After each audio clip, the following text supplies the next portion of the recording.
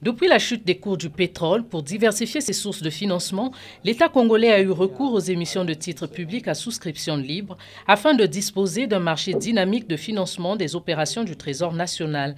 Seulement, ce marché ne suscite pas assez d'engouement des SVT, spécialistes de valeur du Trésor, comme c'est le cas dans d'autres pays de la sous-région CEMAC, à l'instar du Cameroun et du Gabon. Le Trésor public du Congo, qui compte 13 SVT, a déjà procédé à 4 émissions. Si la première émission avait connu des résultats honorables en termes de participation, les 2 émissions qui ont suivi n'ont par contre pas été véritablement concluantes. En effet, au mois de mars, seuls 3 SVT ont participé et seulement un SVT en juin. Le taux de couverture du montant mis en adjudication a été de 36% en mars et de seulement 10% en juin.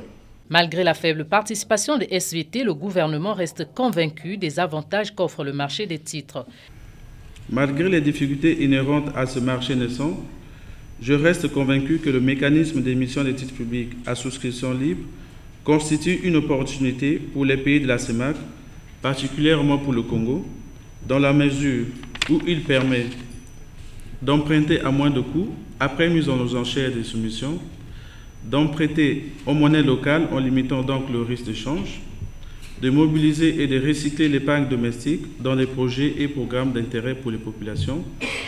Les SVT sont les partenaires du Trésor qui devraient l'aider dans son organisation et son fonctionnement. On a créé un statut qu'on appelle le statut des spécialistes en valeur du Trésor, SVT, que seules les banques peuvent obtenir. La différence avec ce marché, c'est qu'on ne profite pas seulement des SVT du Congo ou seulement des banques du Congo, mais des banques de la sous-région. Donc une banque qui est au Cameroun peut être SVT pour le Congo. Les participants ont formulé le vœu d'accroître le nombre de SVT soumissionnaires aux émissions du Trésor congolais comme l'une des solutions.